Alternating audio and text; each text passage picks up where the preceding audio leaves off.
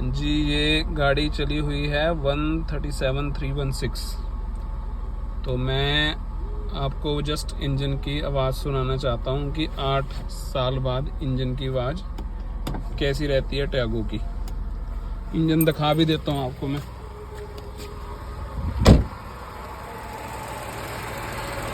ये इंजन है Revotron engine. ये देखो, ये वाइब्रेट कर रहा है। ये करता ही है क्योंकि 3 सिलेंडर है ना। ये बैटरी है, ये आवाज़ सुनो इसकी।